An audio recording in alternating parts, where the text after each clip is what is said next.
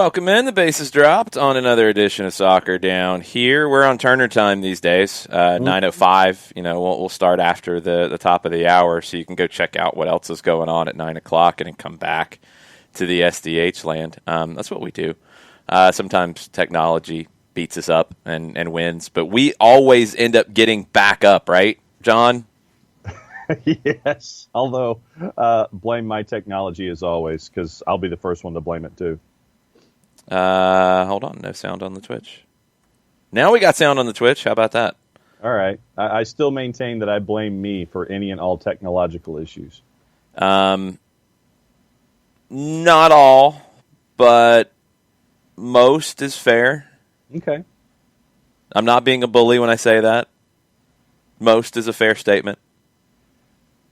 This morning, as I'm seeing you dial in, and for our communication, first and foremost, I couldn't swipe you on my phone. I couldn't trigger Skype on my phone to tell you, hey, I have issues on my laptop. Call me back in a second. So that didn't go over well. And then when I registered Skype up on the laptop, first off, when the window pops up, it registers, active now or last seen X number of hours ago. It started by saying that you were active now. And then 30 seconds later, it goes, last seen 14 hours ago. Yeah, that's not good. No. And so tried to reboot everything, and then the computer sits there and says, I'm gonna take my sweet time this morning. How about you? So, So I would blame my computer until further notice. Not always, but yeah, often. Fair enough. That'll work. We got lots of things to get into. We've got the CONCACAF World Cup qualifying grid that we can talk about for the octagonal. We can get into that and what the lineup looks like for the United States. They better be ready to hit the ground running. I don't like the end of this thing at all. I don't like how it finishes at all. I don't like having your potential World Cup life being on the line in Costa Rica in the final match day. And I don't like going to Mexico in the next to last World Cup window of qualifiers. That's not good. So you got to get these things handled early on. We'll talk about that. We'll look at the groups for the preliminary round and which one could be the group of death, et cetera, et cetera. We will get into MLS fantasy as well. I don't know if everybody else is having this problem. This is where technology was giving me a problem this morning. Just logging in to the MLS website for fantasy, it's like I logged in with the account that I have my fantasy team under, and it kept trying to say that I didn't have a team, and then I kept doing it. Had to log out, then log back in, then log out, then go to the main website and log in. If I tried to log in from fantasy.mlssoccer.com, it didn't recognize it. If I logged in from MLSsoccer.com, it recognized it. Then I could go to fantasy. It was really weird and bizarre, and I hope nobody else is having that problem. But if they are, go to MLSsoccer.com and log in. Then go to the fantasy link. Don't do it the other way around. We'll get into that. We'll get into what players look like good purchases this week. Ricky Ricardo is already excited about fantasy soccer, fantasy MLS. We'll talk about the Champions League. I think we should probably start there with Bayern Munich getting to the final. Not a surprise. It's the two heavyweights in the final. Maybe a little bit of a surprise about how the match started. But if you go back to what Pep Guardiola said after the match, everybody freaked out about him playing three in the back. And he said, look, I'm worried about their speed up top. I don't have the fastest of defenders. I wanted one more person. I wanted that security to have an extra person. Everybody freaked out. Said, I can't do that. Can't do that. Well, Bayern didn't do it, and look what happened at the beginning of the match. Leon had opportunities. They were very wasteful. Do I think it would have changed the outcome of the match? No, it would have changed the scoreline. I think Bayern still would have won the thing. Bayern doesn't get rattled by conceding. I think they almost embrace playing as on the edge as they do, with a very high line, with a commitment to numbers going forward and knowing they're going to give up chances the other way. They have a lot of trust in their goalkeeper, who came up big on multiple occasions, but also Lyon was wasteful. You can't waste opportunities against Bayern Munich. You just can't. They're going to punish you. They're going to score goals, period. There's nothing you can do about that. But that early phase of the match, before the opening goal, it shows you what Guardiola was worried about and what could have hurt Bayern. Ultimately, Lyon was not quite as sharp in front of goal as they were the last time around. And I think for me, it presents a window for PSG on the weekend, because when the game was as back and forth as it was, and Lyon had the opportunities that they didn't take advantage of, cliche alert from me early this morning. Oh, PSG is not Lyon. That's not a cliche. That's not it's like one team is not the other. It's like, hey, the team that's coming up in the next round, they're not this team. Is that a cliche? I would have thought so. I thought it was just an accurate statement. The next team that they're playing isn't the one that they just played. So something along that line. So cliches are okay, whatever. I just, it's like, well, they're not so and so. And so, which is true, they're not. So yeah, and that's why I'm saying it's a broadcasting cliche alert when you say something like that. Well, PSG is not Lyon, and I think you're already getting yellow cards. That's fine. That's why I acknowledged going in that it was a broadcasting cliche. So all right, there you go. How about that? Just keep going. I don't even know what you're talking about anymore. Get to the point. No, that was the point. It's like, with PSG, it's not the same personnel. And you would anticipate that if PSG had those opportunities on the weekend that Lyon had yesterday, PSG would close that door and take advantage of those, as Lyon did not. Yeah, but that doesn't change anything. Like, that's what I'm saying. I don't think Bayern gets rattled if they concede one of those goals. Not to Lyon, no. So you think Bayern gets rattled if they give it to PSG? I'm not talking about Bayern. I'm not talking about the opponent. No, I'm talking in a finals situation. I would think that there is that increased sense of urgency because it's the last game in the tournament. No, I don't think Bayern changes a thing. I don't think Bayern cares who they're playing. I don't think Bayern cares what they can do well. If they did, they would have changed things up for this one. Because, Lyon showed you what they're going to do, and they did it. They just didn't finish. Bayern didn't change anything. Bayern just said, we're better than you. We're going to score more goals. If you score 2 because we make some mistakes, we're going to score more. Fine. I don't think they care if it's PSG, if it's Real Madrid, if it's the reanimated Hungarian team from the 50s. They don't care. They're going to play their game. So it doesn't change it for Bayern. I'm not talking about they're not who they were and blah, blah, blah, any of that nonsense. I'm saying, does Bayern Munich care if they're playing PSG in the final or Lyon in the semi? Do they change? Oh, no. God, no. Well, then what are you saying? Because I don't even understand what you were getting at. Because I'm saying Bayern isn't affected.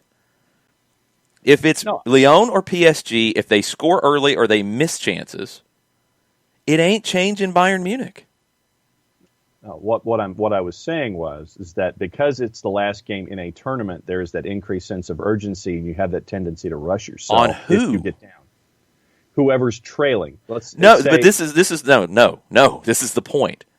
Bayern doesn't care if it's whoever it is or whenever it is or whatever it is. A final's not going to spook Bayern Munich. If they give up an early goal, they're not going to say, "Oh no, now we're screwed." Well, I wasn't saying that they're screwed. I just think they're not going to say anything. They're going to say, "I'm going to put my head down and go find a goal." Like that. That's. I think you're saying that Bayern Munich, there's a question about their mental strength. And I think from what we've seen, no. Because if there was, they would have been more cautious at different points. They would have been more cautious yesterday. They're not. I don't think a final changes that. You've got players who have been in this team and have won Champions League and have won World Cups. This isn't going to freak them out. It's not. They're playing with a ton of confidence. How many games in a row have they not lost? 29, I believe. 2020, they've played 25 matches in all competitions. They've won 24 of them. They drew the other one. They have not drawn or lost in the Champions League this season. No team has ever done that. If they win the Champions League, they will be the first to go 100% perfect record all the way through. Hansi Flick, the last 20 games they played, again, 20 wins. In those 20 games, 67 goals scored in 20 wins, 20 games, 15 conceded. Overall record since Hansi Flick took over: 1 draw, 2 losses, 32 wins, 115 goals, 26 conceded, unbeaten in 29. It's the highest point total and points per game in the club's history of any manager. And this is a guy, and Hansi Flick, by the way. Last time he had been the guy in charge, the number one, the head coach, and he was an interim when he was hired here. The last time he had been the manager before that, 14 years prior. He had been the sporting director with the German Federation. He had been an assistant with the German national team. He was the assistant for Bayern and then became the interim when they moved on from Kovac. And now he's the guy who's got 32, 2-1 on his record right now. It's incredible. Manuel Neuer said this about the game, to go back to a little bit of what you were saying. Paris has an attack with some big names. There's always a lot of goals with Bayern and PSG. 2 big teams in this final. It's a pleasure to the viewers. We're really looking forward to this final. They know there's going to be opportunities where PSG should score. They think they're going to create more opportunities where they should score, and they think they will score more goals. It's honestly that simple. If Bayern concedes in the first 5 minutes, I do not think anything changes about Bayern's mentality, about their level of play. Nada. It's in their DNA.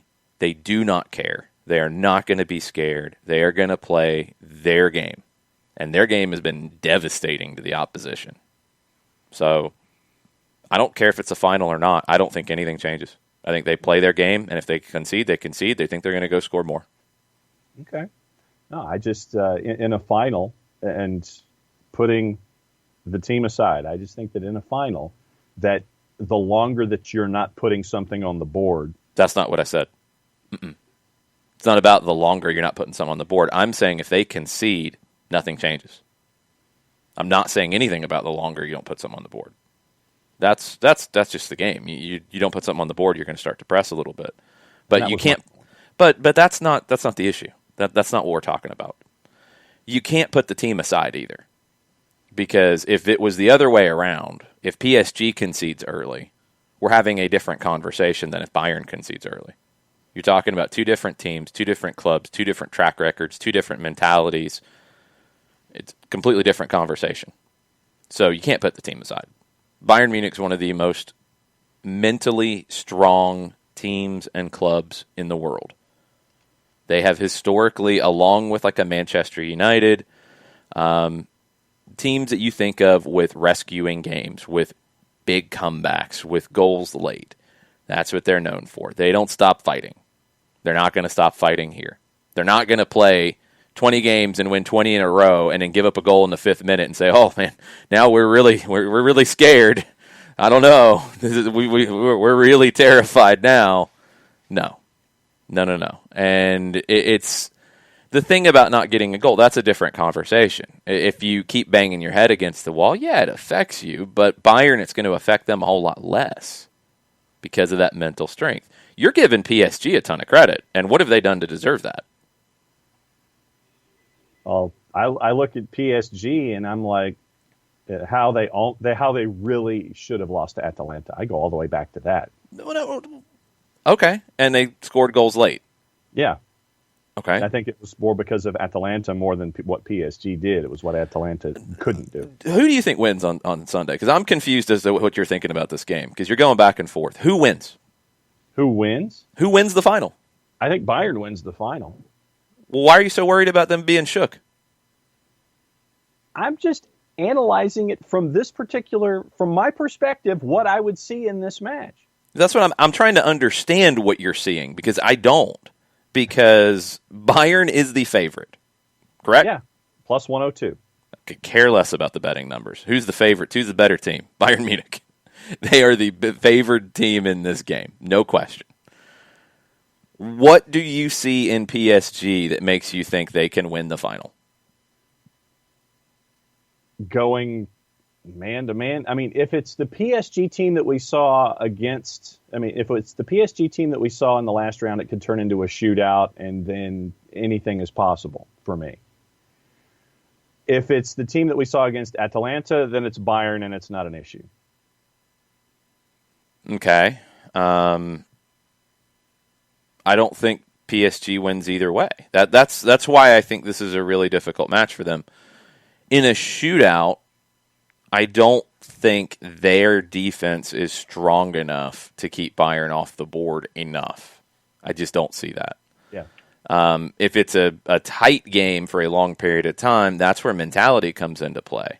And Bayern has that in spades. Bayern is just the stronger team here. PSG's never been here before. You have a few players who have been in finals, but you also have some players who have been questionable in finals and questionable when the moments get big. And Neymar's one of them. Neymar's outstanding. But have we seen a performance from a Neymar in a game like this that makes you think he can put the team on his back and carry it? Nope. I don't think we have. I think Bayern's the clear favorite. I mean, if you're PSG, you're going to have to probably find 3 goals to have a shot at this thing. And you're talking about a team that in their last 20, they've given up 15 goals. And you're going to find 3. Your firepower is incredible, but that's a lot. That's a big ask.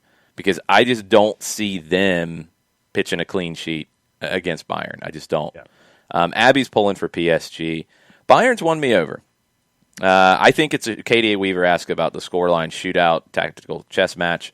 I think it's a shootout. I do think the tactics do come into play, but I think it's going to be a game with goals in it. PSG's got a ton of firepower. They'll find something. But 3... That's a big ask. Yeah, I just don't see it. I'm thinking a 3-1 Bayern win is where I'm at right now. Okay. Domer's got 3-2. I'm thinking 3-1. I just don't think that PSG.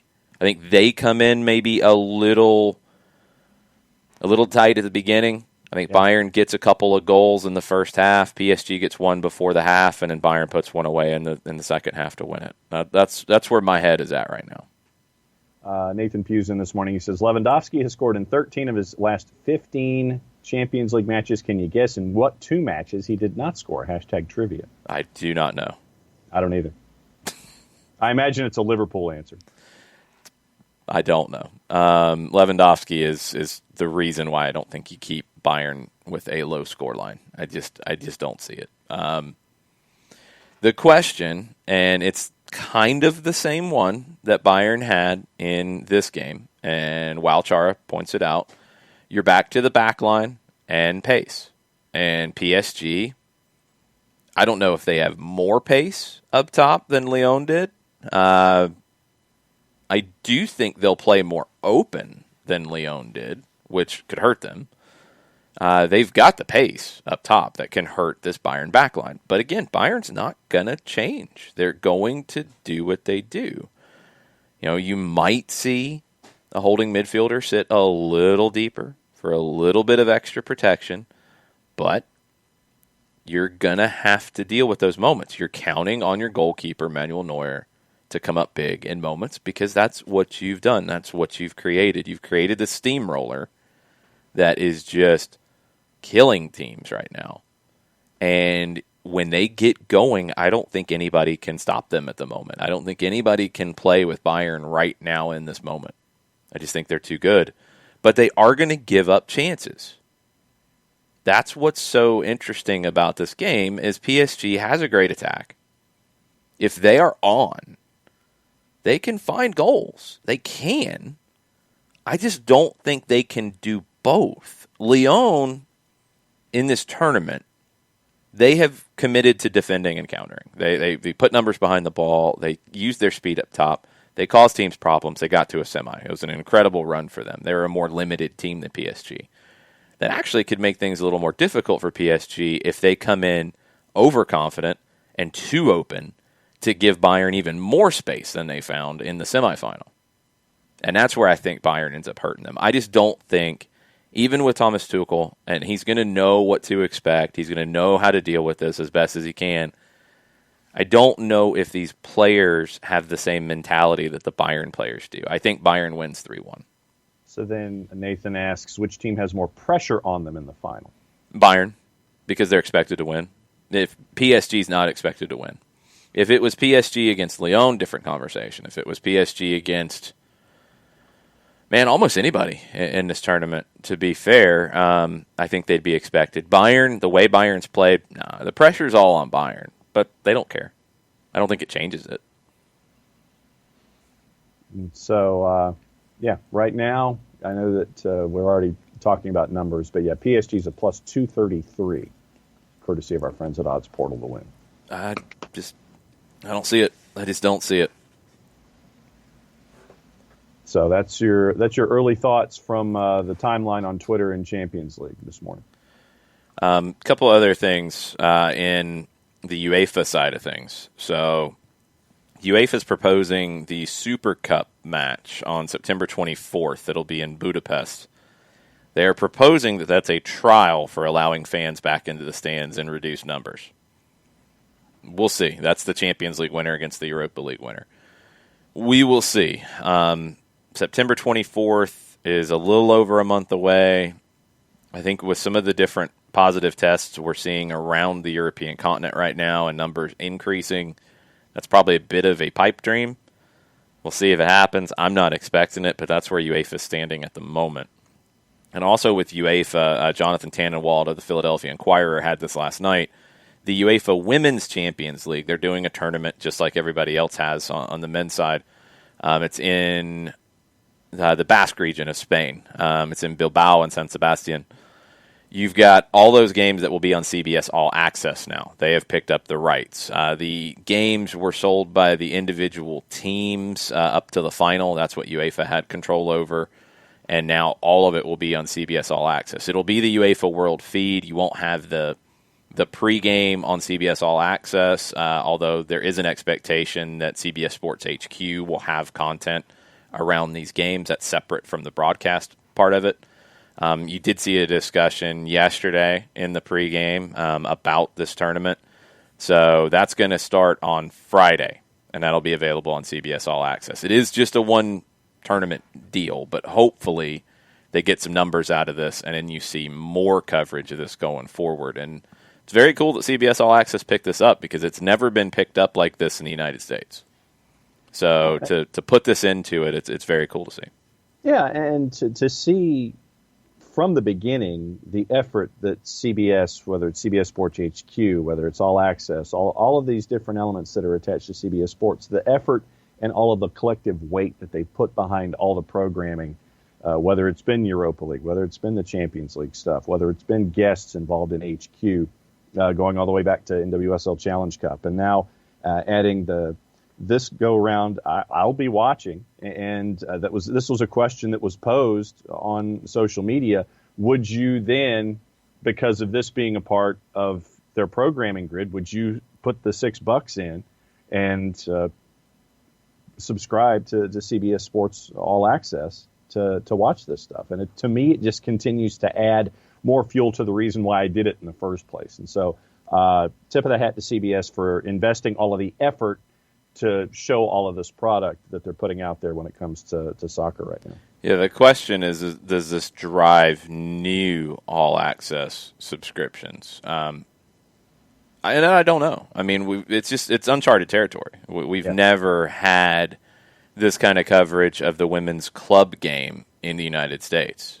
It just hasn't happened. So I'm excited to see it, and I hope they get good feedback on it, and I hope that if you either keep your subscription longer or you subscribe specifically for this, tell them, tweet about it, make it clear so they know, hey, this is worth the investment. And then they will hopefully increase that investment in more things around it if they know that they have people who are there specifically for this. Make it clear to people. Like, it's something, especially with these kind of streaming services, you don't have ratings in the same way. And when you have a whole bunch of stuff on the streaming service, like, people are subscribed for Champions League. They might not ever watch this. They might watch it, just randomly, but they might not be there for it. They might not be seeking it out. Let people know if you are. Share that word. It's great for the decision makers to see that, and it helps them commit more resources to these things.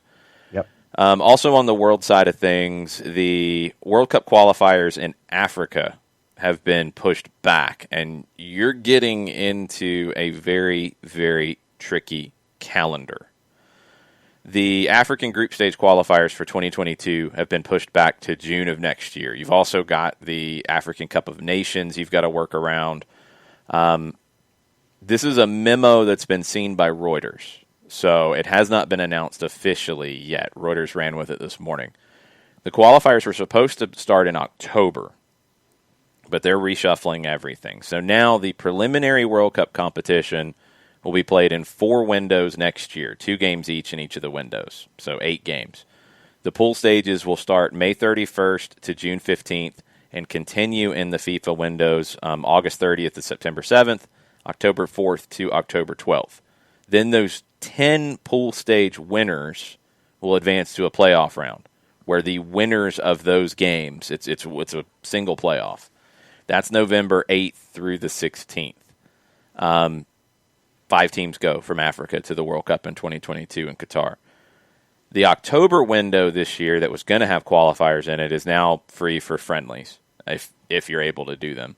And then Match Day 3 and Match Day 4 of the qualifiers for the 2021 African Cup of Nations is November 9th through the 17th. Then the final 2 rounds of those qualifiers are in March 22nd to 30th of next year.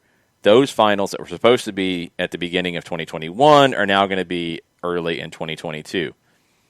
If you have delays in any of this, and I don't think you can rule that out, you don't have a lot of room to back stuff up further into 22. And this is just the African scheduling here, because you can't move the African Cup of Nations in 2022 out of the window it's in at the beginning of the year. You're stuck with that. If you have delays in this, I'm thinking you would have to have the playoff games to get to Qatar in March of 2022. If you have more than one window delayed, you're getting into the summer of 22, a few months away from the World Cup. That's going to be really difficult. There's not a whole lot of options here. I mean, that's just what it is.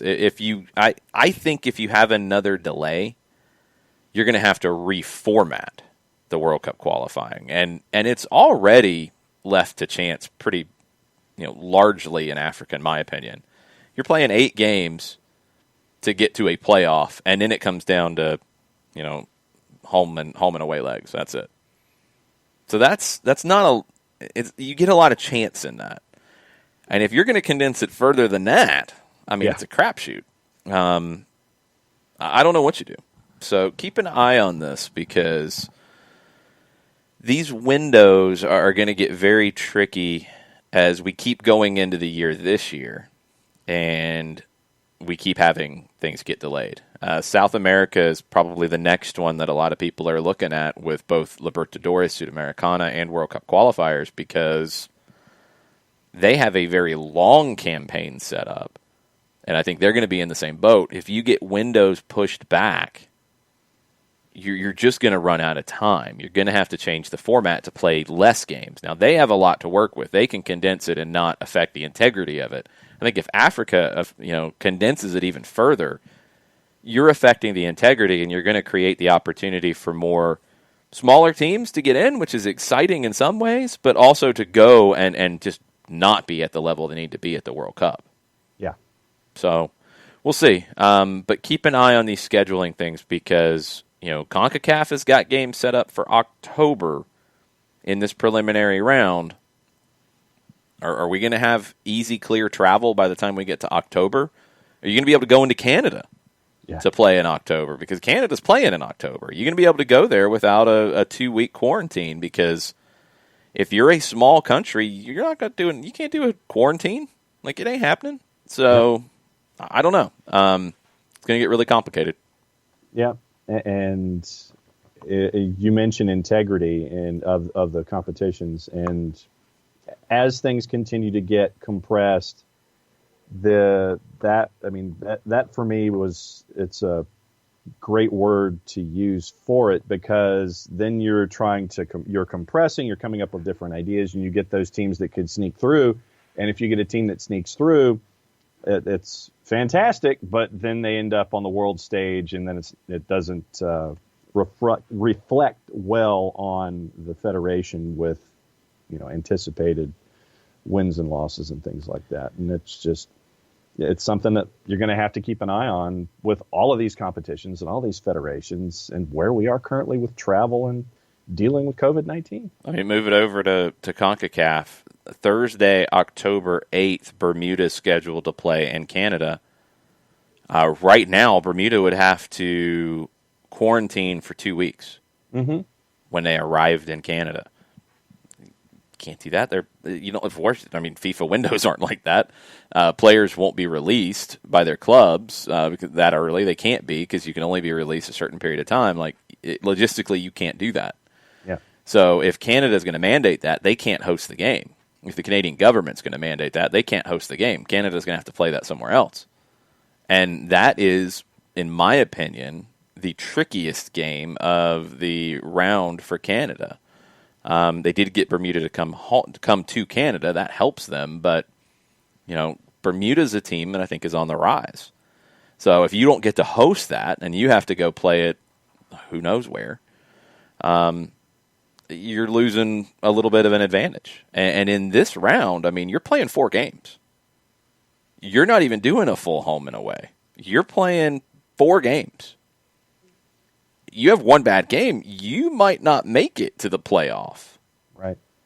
And that's the tricky element here, because these groups, the winners go into a playoff after 4 games, and then, those winners go into the octagonal. I just don't know. I just don't know. We'll see. What do you think about when the U.S. schedule was announced? I know that we talked about it briefly when the U.S. schedule was announced, that they better make their hay early. When you looked at the whole schedule, you better get your numbers in early, get your points in early, because of what happens at the end. What do you think about that whole grid? The grid's terrifying. You're going to play 14 games, which the best teams should get through 100%. But the grid is terrifying, because your last match day, you're playing in Costa Rica. You don't come out with points in Costa Rica very often. The round before that, window 6, you're going to Mexico. You don't come out with points from Mexico very often. So you're looking at a situation where 2 of your last 3 games are on the road in the most difficult places in CONCACAF to get points from. That's 2 games out of 14. You can't leave it to that. You've got to start better. You've got to start better than you did last time. Last time, the start's what knocked you out of the World Cup. It's easy to point to Trinidad and you get a win there. Absolutely. You take care of business, you go. But you're not in that situation without the start you had last time. You cannot start the same way. And you're going to start on the road. You're going to start on the road, potentially in Trinidad and Tobago, possibly against El Salvador. And any kind of road game is difficult. I think actually the road game in El Salvador would be more difficult. It's hard to guess because we don't know what fans look like. We don't know what things look like in June of 21. Hopefully we're back to some semblance of normal by then. But you start on the road in a game that could be tricky, and then you get Honduras at home in the next one. You should get points there, but Honduras isn't a pushover. That's your first window. Window 2, then you go to Honduras, which is difficult. Oh, sorry, you don't get Honduras in the second game. You get them in the third. You would host either B or E, so you would host either Canada or Haiti as the seeded teams there, or whoever else knocks them off. So that's not pleasant. but you're hosting it. That's your first window. 4 points out of 6 is I think, realistic there. Probably are going to be wanting 6 out of 6 because you got to amp those numbers up looking at what's on the backside. You go to Honduras and you host Jamaica. You should be able to take care of Jamaica at home. I'm not all that worried about Jamaica at this stage. That could change by the time we get to 21, and they did beat you in a Gold Cup preliminary game last time around, so maybe I should be more worried about Jamaica. It's not an easy start, but it is a manageable one. It's a brutal end that you cannot count on 6 points out of your last 9. You can't. Not with going to Mexico and going to Costa Rica. Bartimus Prime's in with his initial thoughts on the Twitters, and he says, number 1, must take advantage of the easy June 2021 matches. Yeah, and easy might be a bit of a stretch. I mean, if it is a trip to El Salvador and then Canada, it's easier. It is, but it's not easy. Point 2, he says January of 2022 will be the toughest window versus Honduras and at Mexico. Yeah, the 2 of the last 3 games are brutal. Those 2 road games are just horrendous for you. That's the last thing you would pick. Number 3, ending at Costa Rica is really tough. Yeah, definitely. Number 4, you cannot lose at home to Costa Rica and Honduras. You can't lose at home to really anybody outside of Mexico. It's hard because we don't have like a track record to look at with the octagonal. Yeah. With the hex, you kind of know like a minimum number of points that are critical here. If you win your home games and maybe win one more on the road, that's enough to get you in. In this, maybe it's the same thing. You win your home games, and then you get a win or 2 on the road. Now, you can make up some of that with draws if you drop a game, but then it gets harder and harder. Your home games are all winnable. Mexico is the most challenging one. Your away games are not all winnable, I don't think. I don't think you can count on wins in Costa Rica and Mexico. I think you can look for wins in the 3 play-in teams on the road. I don't think winning in Honduras is any kind of a guarantee, and I don't think winning in Jamaica is any kind of a guarantee. Jamaica's been generally a difficult trip for the U.S. over the years in qualifiers, so you're not looking at a ton of points on the road available to you. You've got to take care of business at home, but there's not a lot of easy games in this. I really don't think there's a lot of easy games. Let's say the seeded teams go through, and then you look at the way that the playoffs happen. So let's say that the seeded teams win the preliminary round, and you won't have all of them win. There'll be a surprise here somewhere. El Salvador, Canada, Curacao, Panama, Haiti, Trinidad, and Tobago. Okay, so one team will be either Canada or Haiti in that scenario. Should be Canada.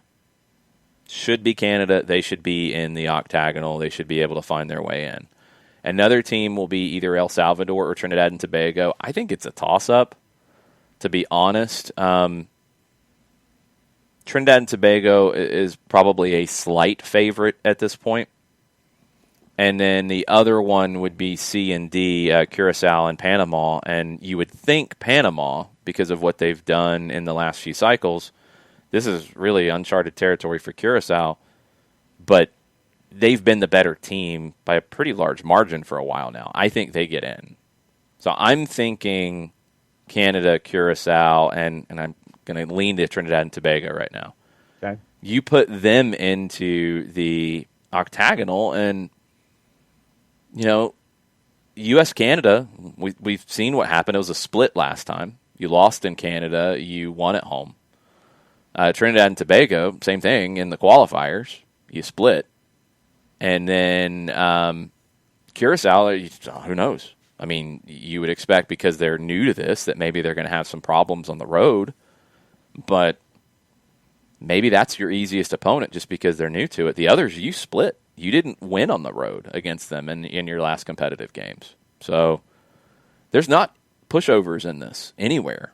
I don't think it's a guarantee. More games should help you because you have, outside of Mexico, the most talent. Doesn't guarantee anything, though. Bart's last point was that 5, you need a road win against Jamaica or playoff teams. Yeah, and I mean, I'd have to go back and look. I just remember from previous times when Jamaica was in the Hex, I don't know if you found wins in Jamaica. I'm honestly thinking maybe you haven't won a competitive match in Jamaica. You've gotten points, but I don't think you've won. And points are okay here, but I think you're going to have to steal a win, maybe 2 on the road in this to qualify, at least to make it comfortable. And remember, you can't leave it late because you can't expect a 3-pointer in Mexico, and you can't expect 3 points in Costa Rica. It's difficult. This is not going to be an easy cakewalk, and I hope that alarm bell is ringing very loudly for Greg Berhalter and the national team because, the idea from the past that, they'll get through. No worries. I mean, that was what we heard from everybody after the way they started the last Hex. They'll get through. It's the U.S. They'll get through. They'll get through. Well, nobody's ever done this. One team's ever started the way the U.S. did and got through, and it was Trinidad and Tobago in 2006, and they had to go to a playoff to get in. No, it's the U.S. That's not. It's different. They'll be fine. They'll be fine. The CONCACAF is so much better than it used to be. Those games with a Honduras, with a Jamaica, with a Trinidad, with a Canada, they're all more challenging. It's very difficult. Adam from 816 in the Twitch pitch with a very good recommendation. Get the John Arnold newsletter if you haven't gotten it yet. Really good look at not just your big teams in CONCACAF, but these smaller teams. And it's going to be critical during these upcoming qualifiers as we try to figure out, can Aruba pull off an upset? What can happen in some of these games? It's called Getting CONCACAF'd. Yep. And John Arnold on Twitter shares links to it all the time. Free subscription, good read every single time, and he's going to be one of those critical sources for you as we get into these early qualifiers where things could get chaotic. Full disclosure, I already have it. You just have to put in an email address. It's not anything to be that happy about. I have it too, full disclosure. Well, I mean, there's nothing to really disclose. Nobody's getting paid off of this. It would have been something along the lines of a not-so-subtle plug, something that I already subscribed. I'm plugging. I'm not being subtle about it. Go subscribe. There you go. Cuppers is in this morning, and he says, Stu Holden thinks that the USMNT L-Tree World Cup qualifier should be in Minnesota. Where do you want to see it? Let's see. When is it first? Let me get that pulled up. Hosting them in October of 21. You're not going to get super cold weather anywhere, so you can rule that part out. I'm not against Minnesota. I think that'll be a good World Cup qualifying venue. I don't think there's a proper stadium in Anchorage, Captain Ragamuffin. I don't think they really qualify. I like the Mexico game in one of the 20,000, 25,000 seaters because you can limit tickets a little bit easier. It'll be a pro-U.S. crowd there. If you had it here, for example, if you had it in Los Angeles, it's going to be 50-50 or worse, and you don't want that in a qualifier. You can't have that. So Minnesota, Sporting Kansas City, those would be two good ones. I'd flip a coin between those two. Those are the two that come to mind. Okay. See, Seattle, a big stadium, Ricky Ricardo, Yeah. I wouldn't do it. I just would not do it because the bigger the stadium, the more possibility for Mexican fans to come in. And for a qualifier, you can't have that. Portland? Potentially. You'd have to put grass down, which is fine. I mean, yeah, it's an expense, but that's just what it is. You could. I wouldn't have a problem with that. I'm Stu's selling me on the Minnesota thing. It can work, but Sporting Kansas City, I think, would be a great place for a big game like that as well. Okay. Bart says the issue is that the new Crew Stadium is scheduled to be completed summer 2021, but will it be completed and or ready for international soccer by October of 2021? Should be. It should be. There shouldn't be a delay that causes that. Any construction delays do happen, but if it's ready in June of 21, then it'd be ready for a qualifier in October for sure. And then another one that Bart puts in play is Cincinnati's West End Stadium at 25,000. Yeah, that'd be an interesting one. I think in future cycles, now remember the whole process is going to start to look really different with more teams in it, and that Mexico qualifier is probably not going to be a thing going forward, or at least not going to have the same meaning to it. St. Louis's new stadium will be one that I think you'll have big qualifying matches played at as well. Where would you like to go next, sir? Adam says Kansas City has a big Mexican population, and I think you're going to find that most places, but I think with the size of the venue, you can sell to your Sporting Kansas City fans, which some are going to be Mexican national team fans, but also you can just limit it to your database, and that's what you have to do. So I know there's the population there, Adam, but I still think it would be I think it'd be a predominant U.S. crowd. I think you could make that work. And Bart would know more about this than I would, about how the ticket process is handled for these games. I know it starts with there's at least an allotment to the season ticket group of the club that plays in that stadium. That almost always happens. But then they go through the U.S. soccer database, and I would assume that if Kansas City's hosting it, you'd have a lot of people who make that trip. So I think you could eliminate the big Mexican population from it, because I don't know if it even becomes a public sale for those tickets. A lot of different thoughts in the Thursday Thoughts section on Twitter. They are all over the place. We'll go all over the place. Then I will go all over the place. Chris Kilroy, after the match last night, he says, you watch our twos all the time. Okay, thank you. Yes. Which match? There were matches. Yes. You watch our twos all the time, Jason. Question for you. We seem to surrender, and then parenthesis, Chris says, 2-goal leads easily. No big deal or not. Hold that thought. Adam's coming at me in the Twitch pitch. But put your hands down. It's okay. Calm down. Don't make the silly hand signals. They freak me out. I think you're trying to get my attention when I see it out of the corner of my eye. No, I would wave frantically if that happened. Sometimes it looks that way. Adam, I don't think it's a public sale. I hope that part's clear, and I hope Bart chimes in. Maybe he will on Twitter. I don't think it even gets to the population side of it, because it's a small venue. You've got a database of more than 20,000 people from U.S. Soccer. I think you would be able to make that work. I might be wrong, but it's not about for a stadium that size, it's not about the public population, because you don't have an obligation to sell public tickets in Kansas City because you're having the game there.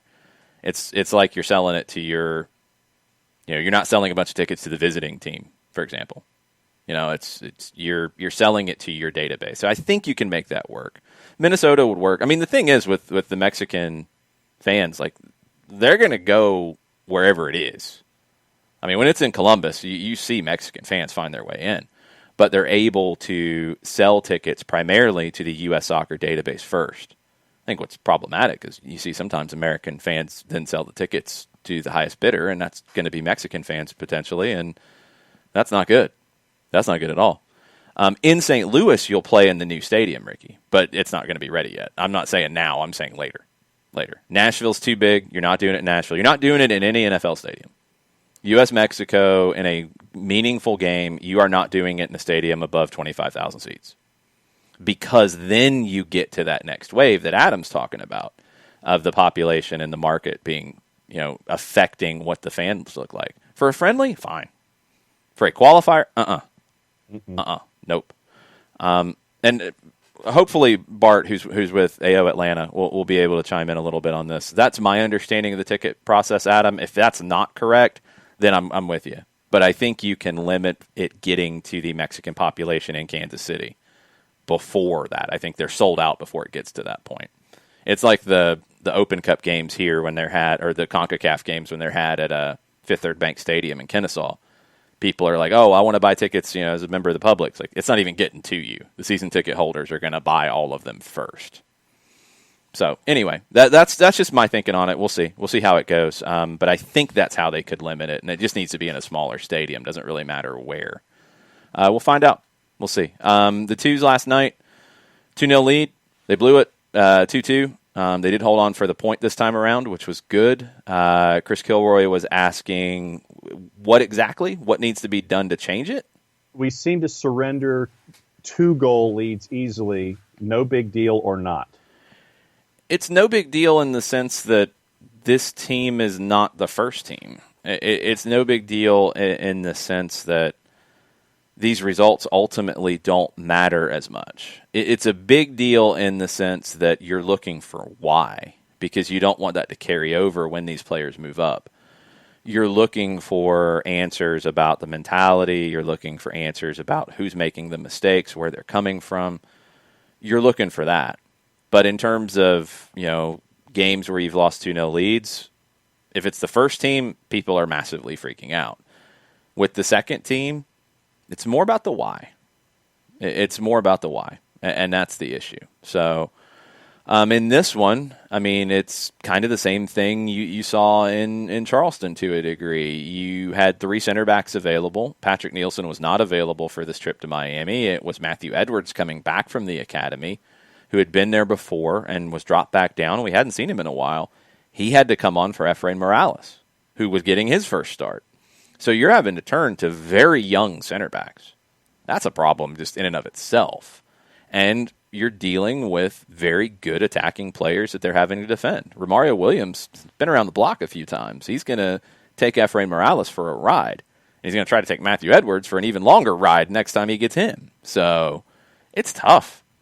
You're playing a back 6, when you include the holding midfield, of a 15-year-old, a 16-year-old, and a 17-year-old out of that. Njai's inexperienced at this level. Jack Gurr's inexperienced at this level, to be honest. This is his first professional season. Mo Jadama is really the only one with experience at this level playing in that back 6. So that's why it's happening. You want to see it start to change, absolutely, but think to what we've seen in the past with the Twos, and I think this is the progress. And it's a long run, and it takes a long time to get where you want it to get, but that's the development cycle. In the past, when things started to turn south in a match, it fell apart. It went from giving up 2 to giving up 5. Now it's tighter. It's much tighter with these games for the Twos. It needs to continue to get better. The next jump, you're not dropping these points.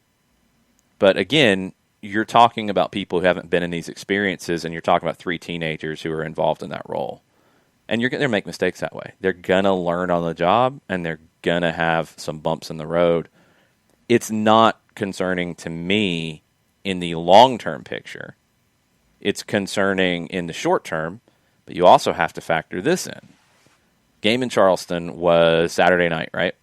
Mm-hmm. You bust back from Charleston on Sunday.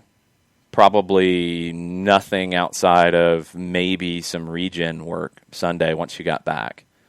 Monday, training session, 1 session. Tuesday, probably a very light session, and then you flew to Miami, and you played. That's tough.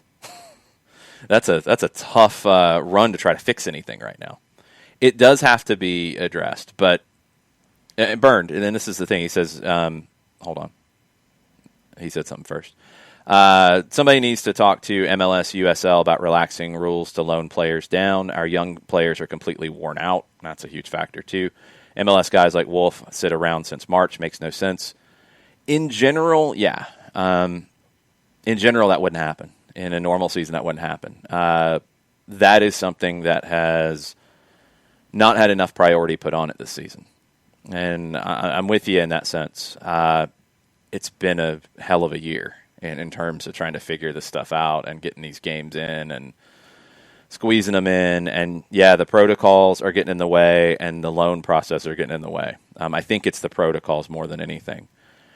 You do have to address it, and it does hurt the development in some ways. It hurts the health in a short-term period. I don't think it's a long-term effect right now, but it does hurt the development in a short-term way.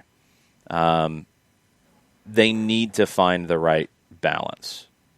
Burns said Coleman Gannon couldn't make a 10-yard pass, much less a cross. They're cooked. It showed at times.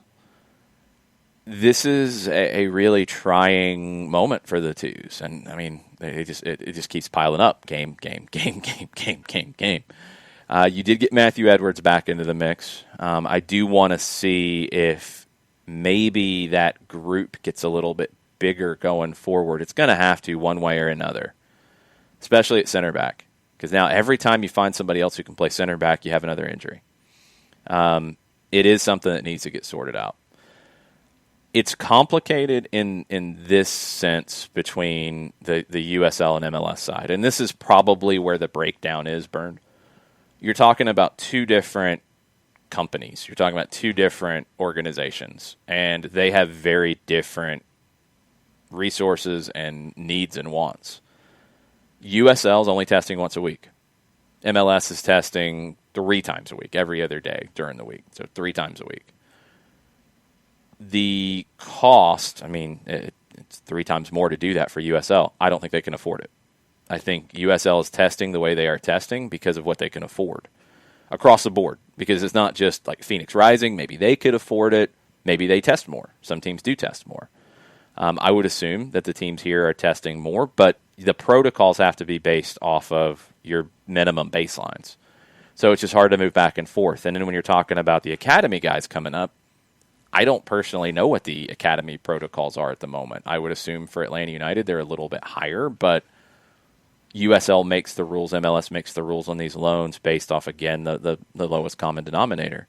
It's not ideal. It is not a good thing for the competition level. It's not a good thing across the board. I think they could have done better. I guess I understand why they didn't in this case. Because this was probably, from a USL conversation, this was probably one of the lower things on their list. Sadly, it is. I mean, it's just because it's not MLS's league. If it was an MLS reserve league, it'd be a little bit different. It's tricky. I hope they fix it. I hope they find a way to do better with it, because it is having an effect on this team. It is also, in some ways, putting guys through a trial by fire that could help them in the long run. This could accelerate Coleman Gannon's development in some ways. Like, yeah, last night he's gassed, he's done, and he had to play the full match. He found ways to contribute. He found ways to contribute, have an impact. You're going to be in those moments, and maybe Gannon's a guy who's learning that at a little bit younger age than we would have expected. That could help him in the long run. Morales getting these minutes now, I don't know if that was the plan straight away, but he's thrown in there. Riley playing every minute. In a normal season, I think Riley would have been a guy who would have been squeezed a little bit at times, with Mo Adams needing a game here and there, maybe even Mateo Sosetu needing a game here and there. None of it's ideal at the moment, and this is part of that not ideal part. It is affecting the results. There's just no way around it. But I don't know how much more you can do. If I was involved in the protocols a little bit more and understood every aspect of the protocols, the player movement, and all that, maybe we could find a solution. I don't have all of that information, so I'm kind of being careful about where to throw the shade. I think what it's going to have to probably force is Atlanta United, which, again, in a normal time, if you didn't have a managerial change, maybe would have been a little more settled in, this is my group here, this is my reserve group, this is my emergency group that I'm going to keep with the MLS team. I can afford to have this guy go. Maybe they're being a little more conservative right now in that because of the managerial change. Maybe we'll get a better sense of it after these first couple MLS games back to see if guys that we think might be on the fringe might be in line for more minutes than we're expecting. I don't know. I think Atlanta United as a club is going to have to make a tougher decision here about taking a guy out of the first team training where they feel like they gain a lot and putting them with the twos to play these games. And that's the balance. Is the first team training going to be better than, and not playing games, but training with the first team? Is that going to be better for a George Campbell, for a Lawrence Wyke, for Tyler Wolff, than not training very much, at least previous to this upcoming run of games, and playing a bunch of games? I don't know the answer player by player. So it's not pleasant, and it's affecting results. And honestly, to get the draw last night, I think that shows a good bit of heart out of this group to get that result last night after giving the 2 goals and still finding a way through. And you mentioned the run of games. There's the game this weekend where they hop another mode of transportation and go to Tampa before they get 10 days off. So they face the group leaders this weekend after going to Miami last night. I'm wondering if in that 10-day off period and after you would have had, well, you'll have one game in MLS, and maybe after the Wednesday trip for the first team, you'll make some decisions about what's left with the USL team in terms of roster. Maybe that's where that break happens, that you can actually assess it and figure it out a little bit more. I hope so. Whether it's first team or academy coming up, maybe that's your chance to regroup for the final stretch of the USL season. Well, and then after the game against Philadelphia Union 2 on the 2nd, you have another 10-day gap before you have 3 matches in a week, all of them at the 3rd to finish up your homestand in the regular season. Yeah, Burned, I don't know if this is... He says Morales got hurt after playing 2 games within 4 days in the heat. How does this help his development? I mean, he was the only one who got hurt in that sense. Maybe his fitness wasn't at that point because he got thrown in. That can factor into it. But I honestly don't know what else you can do because it's not Atlanta United's league. You know, the USL scheduling is based on what's best for the USL, which includes MLS teams and not. I don't think Atlanta United would have picked the schedule that they have. I don't think they would have wanted to play it this way for development sense, but they don't have that. It's just like in the old USSF Academy, the Development Academy. That was based off of what made sense logistically for everybody, not for the MLS team's development. And that's why it's not there anymore, essentially, because the MLS teams were going to pull out eventually. U.S. Soccer pulled the plug a little bit earlier, but now they'll create a structure based off development. There's been that conversation that MLS teams should not be in USL and they should be separate and they should do their own thing because of situations like this. I don't know if they're ready for that yet, and I don't know if that's better because last time you had a reserve league, you had these games at like Sunday mornings after playing the first team game on Saturday night and nobody watched and it was like a youth game and they felt like that wasn't good for development. Maybe it's a different world now. Maybe it's a different situation now that you could do different things with those games. Could you do what you see in Mexico, for example, where, you know, if Chivas and Club America are going to play on the Saturday night, you have the U15s play at like 2:00 and you have the U17s play at 4:30 and you have the U23s play at 7 and then you have the big game at 9. I mean, could you do something like that here? Would people get that? I'd love it. I don't know if everybody would, and I don't know if it would change that development cycle, and I don't know if then you lose a little bit more because you have Sporting Kansas City 2 against Atlanta United 2, for example, and it's a lot of young players playing one another. I think the MLS teams do benefit from the situation like you mentioned, Bern, in that you've got kids playing against grown men. I don't know. I don't know what the perfect fit is, to be honest, and I don't think there was any way to find a perfect fit this year.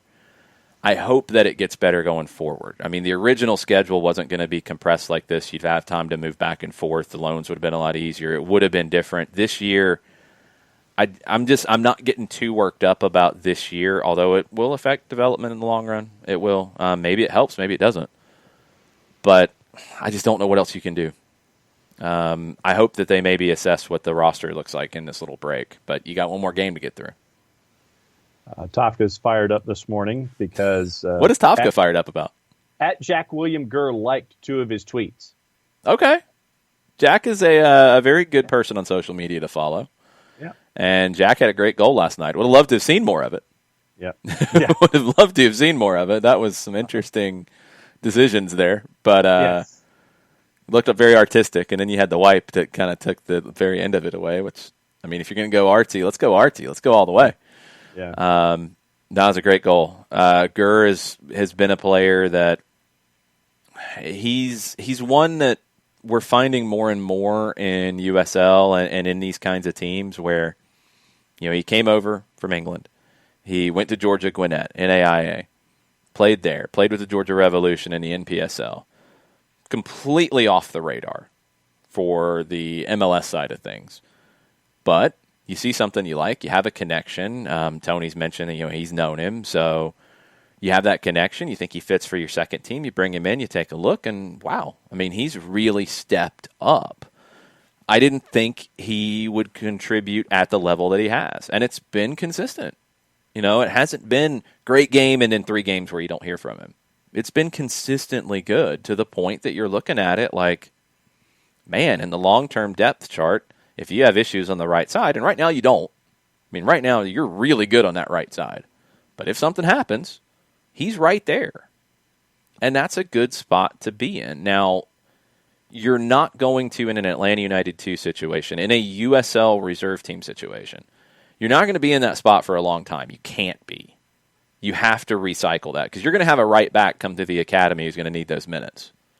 But Gurr, at a minimum, is putting himself into a position to where that next tier of independent USL team is going to say, he's a 30-game-a-year starter for me, and I'm going to pay him good money to come here and play because he's going to help us win games, which is what you want. You want these players to have professional careers at the right level for them. I don't want to see the guys that we've seen come through the 2s in the past and they're not playing anymore. I don't want to see that. I want to see them find a place to play. I want to see them elevated from where they are. Gurr has elevated himself. The team has elevated his stock. And we see what happens to him. He's been great, and he's been great for these young guys around him because he's been around the block a little bit more than a Caleb Wiley, for example. Wiley, on the other side, is going to learn from seeing what Jack Gurr is doing. It's going to help his development, too. And Tafka says, the combined age of the entire left side of our defense is 6 years younger than Jeff Lorenowitz. It's fine. It's true. It's such a weird year. It really is. It's such a strange year. It's such a strange set of circumstances. With Atlanta United 2 this season, I think the level of play, the quality of play, judging it from like a gymnastics judge, a figure skating judge perspective, taking results out of it, judging it on quality, on level, on all those kinds of things, it is higher this season than it's ever been before. That's because the academy has had years and years to develop, and it is at a higher level than it's ever been before. And I think the acquisitions, the Gurrs, the Mackie Jobs, the Abdoulaye Jobs, the Babacar Njais, players like that are coming in at a higher level. So this is a better team than we've seen with the 2s, I think, ever before. And hopefully that continues to improve because what you want to get to is that level where the Red Bulls are with their second team, in that they are committing to playing their young guys, they're committing to playing their academy players, but they are competing for playoffs. You want to get the level up to that point. It doesn't happen overnight, but it's getting better and better and better. Now is the next step, not blowing 2-goal leads. That's the next step to where you're finishing games off, you're getting those 3 points. These young guys got to go through that. The next generation's got to see that. A couple of other things on the Twitter timeline this morning. Jason Heinley says, it's annoying that if I get a call, I have to hear 2 commercials to get back to the live show. And he's asking us if we can just pause the show when he gets a phone call. I don't know if we can pull that off. He'd have to let us know first. Hey, I've got a phone call coming in, pause. That's a lot of complications. Jason, I wish there was something I could do better. Sadly, those ads kind of help us keep going. They help us do some things that we've been doing. They help us upgrade. So I'm sorry. I apologize. But, yeah, sorry. Yeah. Bart is back in with the ticketing. Cool. Question. He says, typically, the USSF sells tickets to U.S. soccer members, in quotation marks, and supporters group members first, then season ticket holders of the home team, so they're able to fill an MLS stadium with U.S. soccer fans before the general public. So the U.S. Soccer Federation would sell tickets to a match in Kansas City to its stakeholders first, then to Sporting Kansas City stakeholders, then the general public. Kind of like how United and Falcons season ticket holders had priority for MLS Cup final. That makes sense. That makes total sense. So I wonder what those numbers are like with the U.S. Soccer members and then the supporters groups. I mean, I know American Outlaws is huge. I don't know what other ones get that access. I know U.S. Soccer has their membership thing that's separate. You know, in a 20,000 seater, I would hope that they would sell enough, especially for the Mexico game, to where it wouldn't go to the general sale. But maybe I'm wrong. I don't know. The SDH app, according to Ricky Ricardo, has unavoidable ads. Yeah, that's on our hosting side. Again, it's down to, trying to make a little and trying to keep doing this thing. I'm sorry. Yeah. Five Stripe Daily. Missed the first hour and wanted to know if we've talked about how good Andrew Carlton has looked at Indy. He's looked really good, and that's kind of the next step when you talk about the twos, because, I mentioned Riley in a normal year. I think he'd get squeezed a little bit for minutes from time to time. It was the same with Andrew in different ways. He had done everything he could do with the twos. He wasn't ready for a first-team role yet. Send him out on loan to a team that is going to say, you have the keys to the car now, and you are in charge of carrying us to be one of the top teams in the league. Have at it. And he has, and he's done really well. He has shown a maturity. He's shown a consistent level of impacting matches. And he started to show that late last season. He's shown it in Indy pretty much all year long. So that's, again, a good credit to what he can be. Can he come back into this first team and compete for minutes? I'm not ruling it out. I've always been a big believer in his talent. I've always been a huge believer in just the specialness that he has as a player. Stuff that you don't teach. It's just he has a feel, he has an instinct that you're just not finding from a lot of players, especially a lot of American players. But he's had problems with consistency. He's had things off the field that have distracted him from being his best. I think this loan has helped him a lot. I think he's grown up a lot. And I want to continue to see him get to a higher and higher level, especially consistency. Jason Nick says, does he ever play for the first team here again?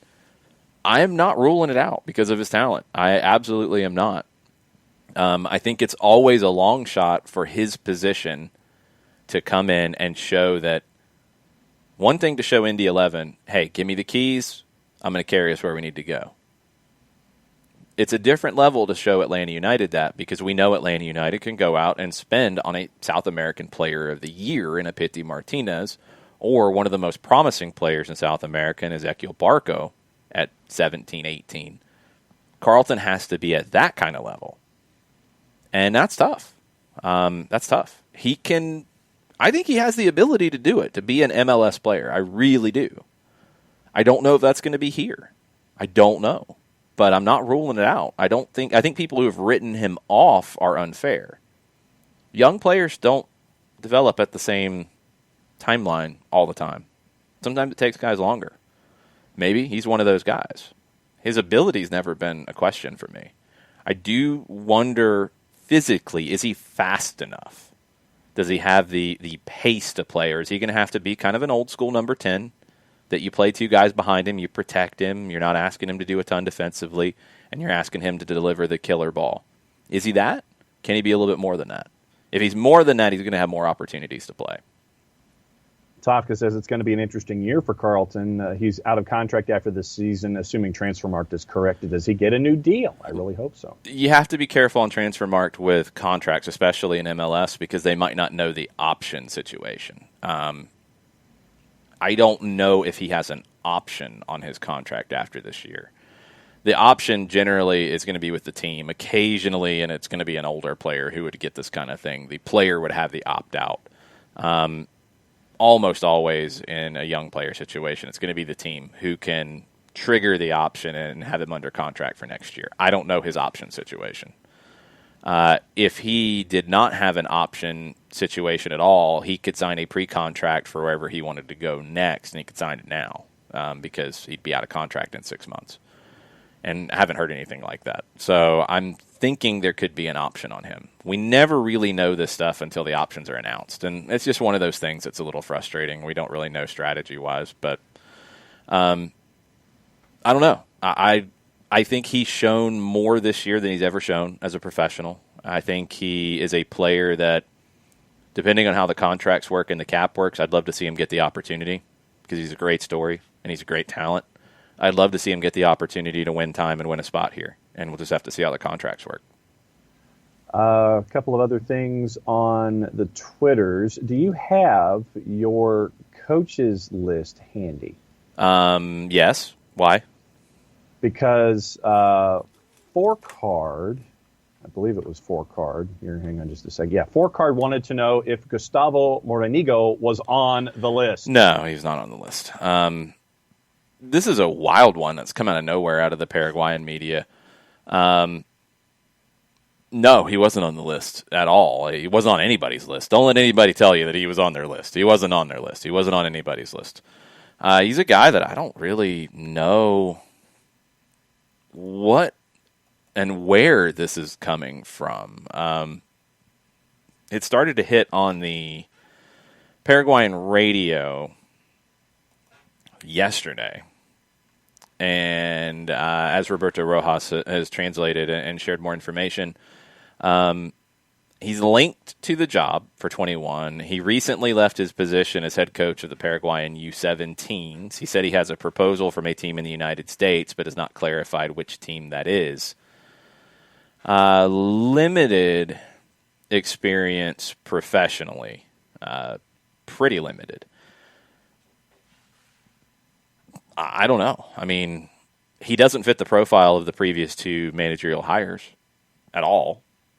You're talking about Tata Martino coming off of the Argentine national team, and before that, Barcelona. You're talking about Frank de Boer, who was in the Premier League and Serie A and won 4 titles with Ajax. Both were big names in their own right. This is not that. Doesn't mean it's not going to happen, but this does not fit the profile of what a managerial hire has been. There's not a lot going on with this yet. If Morinigo is saying that he is going to take a proposal from a U.S. club, but he's not saying which one, is that really much to go on? I mean, it's just not. So I don't know. I'm waiting and seeing pretty heavily on this one. It doesn't seem to really fit any profiles, and it's coming from Paraguayan radio. That's where it started. Who knows? Who knows? I mean, the fact that I don't know what the Paraguayan U17s have done in recent tournaments, you know, if they were lighting it up, I think we would know. I don't know where this comes from, outside of just Atlanta links with Paraguay, but there's not even a ton of that. So, I don't know. It doesn't seem to make a whole lot of sense. Rich Ransom is in this morning, and he says, from yesterday, I'll never understand the "it's not my team, so I'm not watching" idea on MLS fans. It's been an admitted contributing factor to low ratings for MLS Cup. You don't hear, "I'm an Eagles fan, so I'm not watching a Patriots versus Falcons Super Bowl." Also for ESPN, it's been known they'll put on anything that draws a rating. It's what happened to the NHL. They choose poker over the NHL when poker drew more. It's the theory why U.S. Open Cup was taken off ESPN TV and put on the Plus. Hold on one second on that. Ricky Ricardo says he coached Eric Lopez. Yeah, kind of, sort of, okay, but does that make you a front runner for an Atlanta United job where the hires have been different? And again, Eric Lopez is not. I just feel like Eric Lopez has so much expectation on him, and it's unfair. Like, it's rough. I don't know. We'll see more about Morinigo as we get closer. Not ruling anything out in the crazy 2020 year that we have had, but this one doesn't feel like it fits the normal profile. So we'll see. Four Card says he doesn't watch an Eagles Patriots Super Bowl. I don't think it's a situation where, and I don't want soccer to be this way. It's not an obligation. Just because you love the game doesn't mean you have to watch Vancouver and Toronto. Mm-mm. you should be engaged to want to watch it by the league and by the teams. That's where the I think the questions come. It's not to say like, oh, okay, you are a fan of an MLS team, you have to watch all these other games. I don't care if you like them or not. You got to watch them. No, the league has to sell it better. The TV partners have to sell it better. Ricky, I know, I was just kidding with you. It's all good.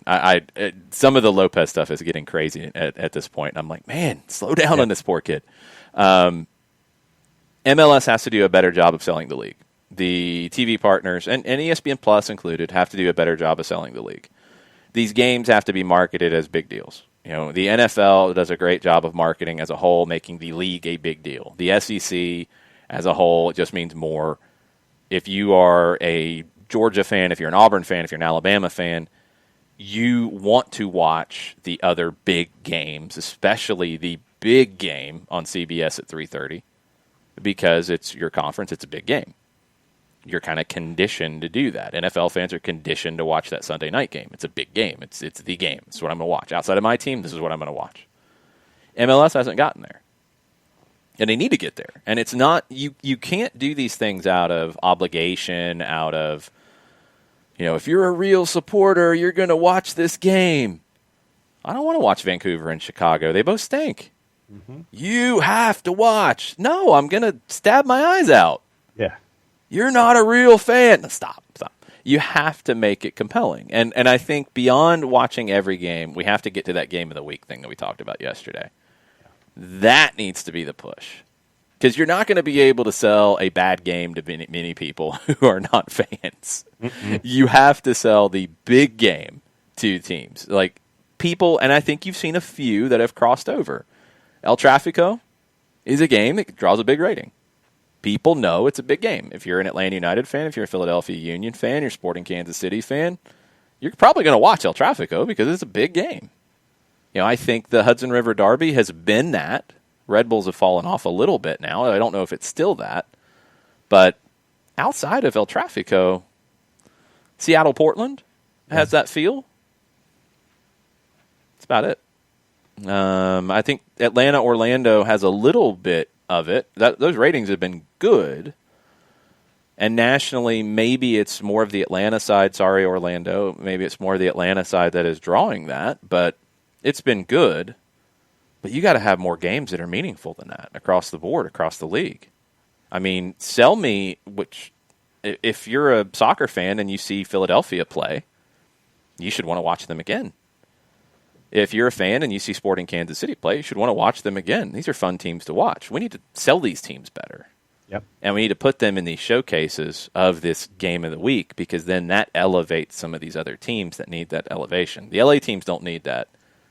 Some of the other markets do, and we need to know these stories better. So it's on the league to sell it. It's not on the fans to watch out of obligation. It's on the league. It's on the teams to sell it. It's on the broadcast partners to sell it. And I hope they create a platform to do that better. Yeah. Drew Gano says it seems that Carlton's best chance would be when Barco or Pitti gets sold. It opens the door, and Barco could be, on his way to another club ahead of the start of the next season. And it opens the door. It doesn't guarantee it, but it opens the door. And this is where if you are a young player like that, you've got to know that, okay, the door might open to me, and I got to keep it open to me and shut it from everybody else. Because the team can go out and take that money and go sign the next hot young player from South America, and then you're bumped back again. It's the same conversation we've had about Stephen Glass.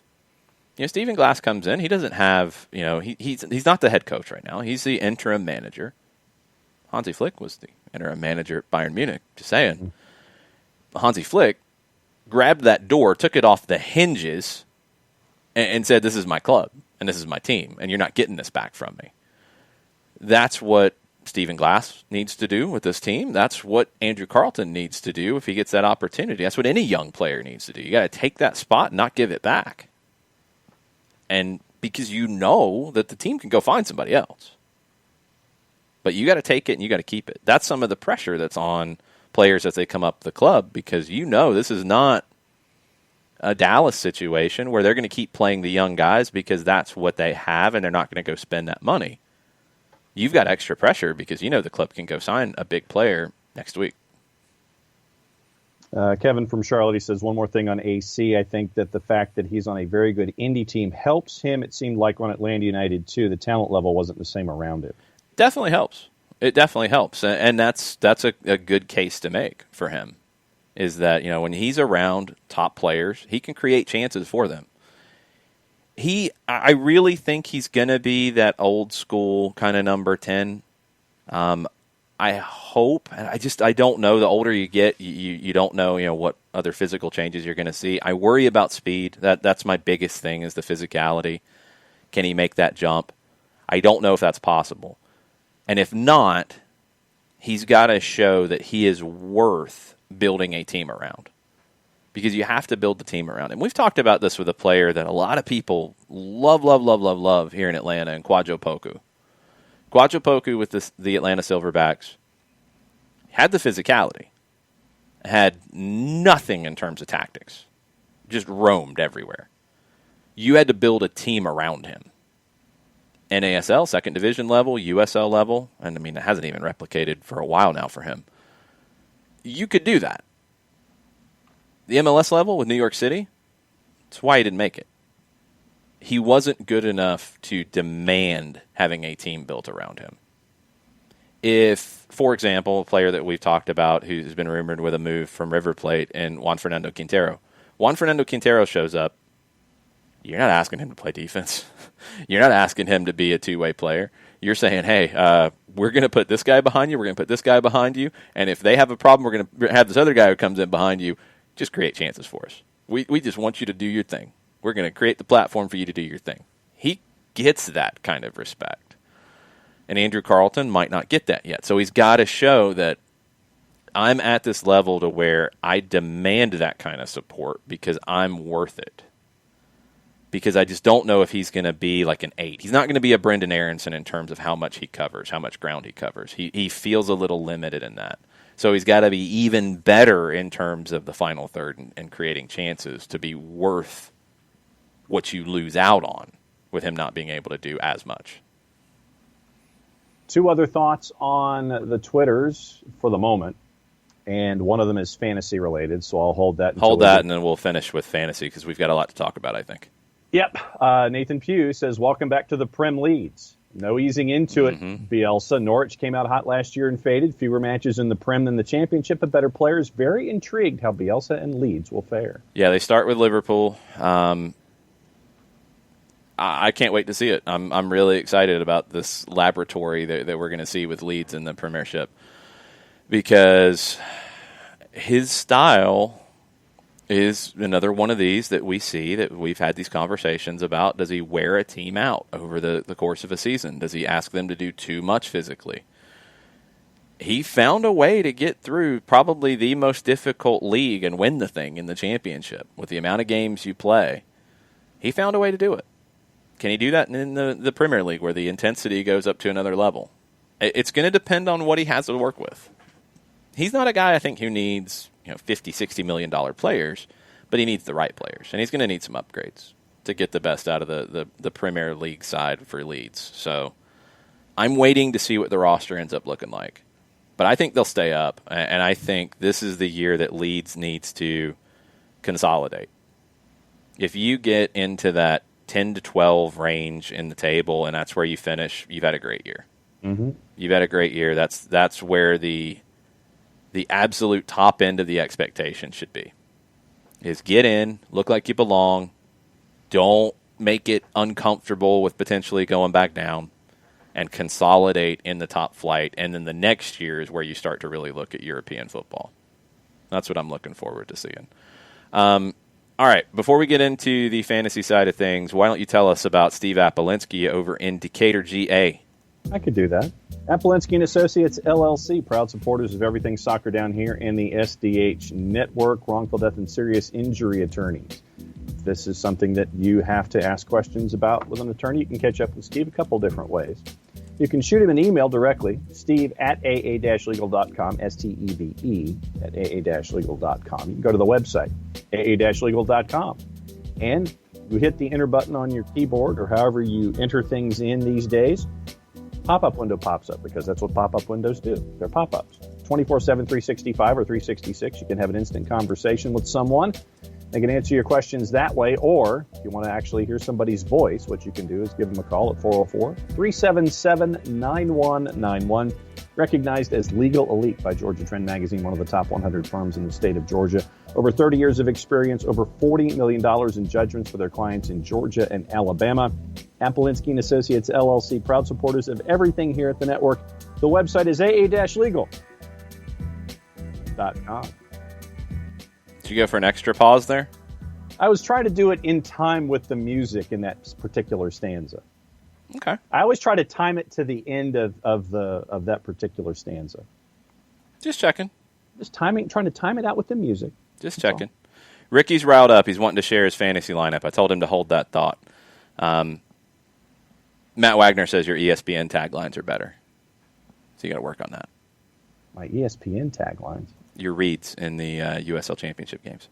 Those you have to cram in. And the USL Academy read? Goodness gracious. That's a long one.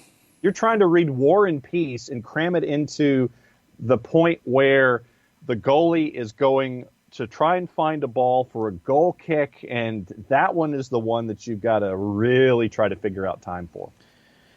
Yeah, that's a tough one. That's okay. We can work on these things. You'll continually get better. You got to get better with practice. And we have definitely even worse than the English leagues with multiple games, multiple days. You're doing this every day.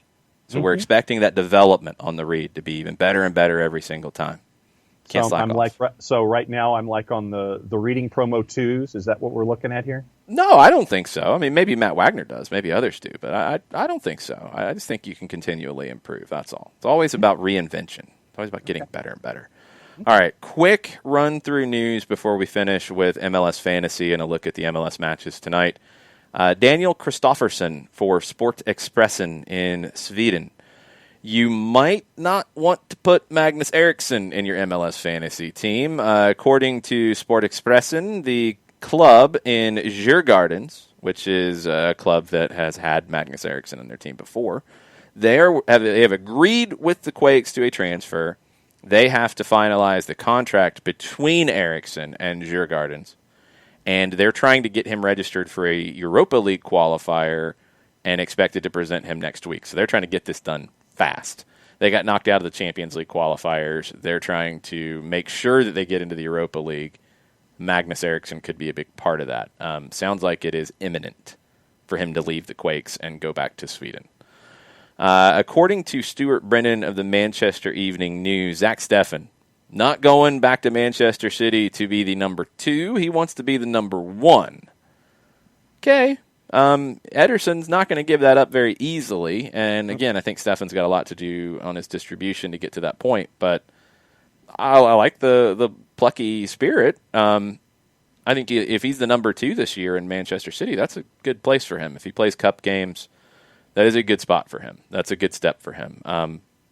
I don't think he's going to be disappointed if he is the number 2. I think maybe that's a little bit of an overreach there from Stuart Brennan. We'll see. We'll come back to the women's side of things here in a second. Shocking news, shocking development out of Switzerland. This is absolutely shocking. I cannot believe that this would happen. The FIFA Independent Ethics Committee has cleared Gianni Infantino, FIFA's president, of any alleged breach of its code. Of course. He's good. He's good. Swiss authorities opened those criminal proceedings against Infantino last month, looking into this meeting with the Swiss Attorney General, Michael Lauber. On Wednesday, the Swiss Parliament dropped the impeachment case against Lauber because he agreed to leave office. So, kind of okay.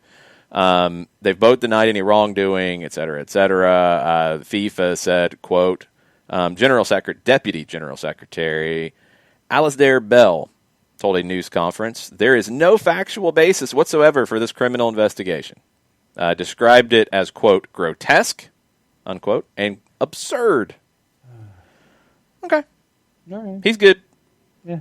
No breach of code. Nothing. He's Nothing fine. to see here. He's fine. It's all good. In Italy, this is kind of interesting. Juventus are interested in signing a striker. Okay. They got one. He's pretty good. Cristiano Ronaldo is there. He has but abs. according to, I'm not talking about his abs. What? He's rock solid. He's That's the first thing you go to? physical specimen. Okay. The Corriere dello Sport in Italy is reporting that Juventus is looking at Lacazette from Arsenal and Raul Jimenez from Wolves. Those are the main targets. They might offload Bernardeschi in a swap deal for Lacazette. I like Bernardeschi a lot. I'd like to see him go somewhere and be a consistent player, but why are they looking for another striker? Unless they're going to keep Ronaldo and then move Gonzalo Higuain on somewhere, like maybe MLS. Miami would make a lot of sense. Yes. Also, and this is in a separate report, Juventus are considering signing Luis Suarez. Luis Suarez is being linked to every club in the world at the moment. Yes. He has said he doesn't want to leave Barcelona, but Juventus are interested if he agrees to a 2-year deal under which he would receive no more than €3 million annually. Now, Ajax reportedly has offered €15 million for him. €15 million, what is that in U.S. dollars, John? That Efforting, is, and it'll take a bunch of clicks, and how long? No, it's if we go by 1.5, you're looking at 22 and a half. 22 and a half. Would an MLS team pay more than that for Luis Suarez if you have to pay him €3 million a year, so $5 million a year? The salary part's manageable. I think you'd pay him the salary. You'd pay him the Zlatan kind of $7 million, $8 million a year. That's a large. If that's the transfer number that is being floated around, you're not getting him. Yeah, he's not coming. We'll see about Higuain. And yes, I do remember Captain Ragamuffin. That time Suarez bit that Italian guy. He's bit a couple of guys. You got to be specific about his biting incidents. He's also been a great number 9 for Barcelona, and he hasn't bitten anybody in quite a while. It's been at least 6 years, I think. Pacing himself. That's good. That's good. Spain, Ronald Koeman, presented to the public as the new manager of Barcelona. He said, what we need to do is to give a different image to what we gave against Bayern. That's not the Barca we or the fans want to see. You have to be very happy to wear the Barca shirt. You have to show that with commitment, professionalism, with everything you have inside. If we do that, the image will be totally different to what it was last week. I only want to work with players who want to be here, and if they are not happy here, then they should say so. I only want people who are going to give everything for Barca. That's a lot of comments to question the work that was put in that loss. We'll see how that goes over. Barcelona's had some problems with managers saying anything about their players before, and we'll see how that goes. Yeah. Lionel Messi is going to hold up on his vacation, and he's going to meet with Koeman next week, according to TIC Sports. And there are reports that Koeman wants to bring Wijnaldum to Barcelona. Be curious about that one. How's he going to pull that one off? Reportedly, he's already told him not to extend his contract with Liverpool. Okay. Drew Gano has done math for us and says the 17.8 US is 20 million euro. Okay. So there we go. So 15 million euro would be? 15 million euro would be 25% of that. So what, 13, 14? Okay, so that's a little bit better to deal with. That's more possible. Okay. So maybe Luis Suarez to Miami or Gonzalo Higuain. Get one of them, Miami. What y'all doing? Come on now. Seriously. We mentioned the Liverpool opener with Leeds, which will be a lot of fun. Manchester City, Manchester United, not on the opening weekend. They get that 30 days of rest. Wolves tried to get more rest, and they didn't win that. They're not Manchester City or Manchester United. They don't have that kind of sway. Correct. Liverpool goes to Chelsea for their second game. They host Arsenal for their third. It's not exactly an easy start to the season for Liverpool. Rumor from Quattro.com, which is a fun one. Jose Mourinho reportedly wants to bring Gareth Bale back to Tottenham. Okay. Gareth Bale acting like he doesn't care about anything with Real Madrid. If he does that at Tottenham, Mourinho might choke him. Does Mourinho want to catch a case by bringing Gareth Bale back to Tottenham? That's insanity. Yeah. That makes no sense because he's all about that commitment. If he sees a golf club anywhere near Gareth Bale, he's going to hit him with it. You like your 7-iron? Snap. It's no good at all. Your favorite club? The Potter Snap. Was that your Jose Mourinho? It's on short order. Breaking news sounder, please. Okay. Hold on. Breaking news. Someone has touched down in the SW6, according to the Fulham Football Club, and it is a picture of Anthony Robinson wearing a golf shirt with his arms folded in front of him. So Anthony Robinson signs with Fulham. The Daily Mail said that they were hoping to finalize a £1.9 million signing. They finalized it. Hold on. Yes. John's news broke, and this is real breaking news. He signed. Fulham just tweeted it out. Yeah, and that's why I was going to read the quote. I was reading the salary number that was being requested. Start with the news. You were like, yeah, but you're like, oh, they're trying to sign him to this. No, he's signed. They did the video. I'm made up to be a Fulham player. I was really excited to get down here and get everything signed. When the lads get back in here, I can't wait to get going. End quote. Close, and they looked like they were trying to agree to a contract worth around £45,000 a week. Where the minute's going to come? Mm-hmm. They got a left back who's pretty good, kind of a hero right about now. Yep. And breaking news sounder again, please. Again. Breaking news again. Jacob Myers, the Columbus Crew reporter for the Columbus Dispatch, is reporting that Ohio Governor Mike DeWine approves professional sports to have fans in attendance based on the size of stadia. Max occupancy is 1,500. All attendees required to wear face coverings for crew matches. Okay. 1,500, huh? Mm-hmm. All right. We will see about all that. Couple bits on the women's side before we jump into MLS Fantasy. The Athletic reporting there's a done deal for Sacramento to come into the NWSL in 2021.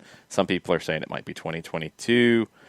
Sacramento Republic would be involved in this, and the expansion fee is the big question at this point. There's a few questions, but that's the big one. They were pretty close to coming in, I think, for 21 earlier, and it didn't happen. So Sacramento's had this issue before where it's like, we're ready. No, you're not. We're ready. No. We've got the money this time. We need more. Is that going to happen on the NWSL side too? I don't know. But they're close. And people have said, okay, now you're seeing Sacramento, you're seeing Louisville, you're seeing Los Angeles. Hey, Atlanta! And I think it's coming. I do think it's coming. Also, and there's a great piece you should go check out over at Yahoo Sports from Caitlin Murray about U.S. women's national team players going to Europe to play. And a lot of it is down to just the fact that they need games, and there's not going to be any competitive games. You're going to see some games in the NWSL, but not like a normal season this fall. You might see some games. That's the plan anyway. So these players need games. These players at the top level need games. Now, there was a little bit more in it that was interesting here, and I'll read this paragraph real quick. We've talked about what happens with NWSL clubs, and do they have say, and do they not have say, and do they get anything out of it? They get nothing out of it. It says, on paper, it appears that Lavelle left the Washington Spirit and Mewis left the North Carolina Courage to join Manchester City. In actuality, those players never had contracts with their NWSL clubs. The only contract they had was with the U.S. Soccer Federation, which launched the NWSL and offers incentives for U.S. women's national team players to compete in the league. Now, this part is not 100% true. It says USWNT players in the NWSL are global free agents. That's saying they could walk out at any time and go sign elsewhere. It's not that simple. Like, to play professionally, you have to be registered. And they're registered with their NWSL clubs. But it sounds like their NWSL clubs don't have the say. It sounds like it is essentially, and I don't know if this is how it works on paper, but it's how it has to work from a registration standpoint. U.S. Soccer signs the player. They loan them to the NWSL team on a no-fee loan. But they can opt out of that loan. They can pull the player back at any time. That's how the registration process works. You're not a global free agent because then you're not signed anywhere. These players are signed and getting $100,000 a year from the federation. In 2020, 17 players were guaranteed contracts that include $100,000 salaries. Off-cycle years, as many as 4 salaried players were allowed to leave the NWSL. In a on-cycle year, they're not supposed to leave. This was supposed to be an Olympic year. It's not an Olympic year. 2021 is an Olympic year, but these players are not. They're not here.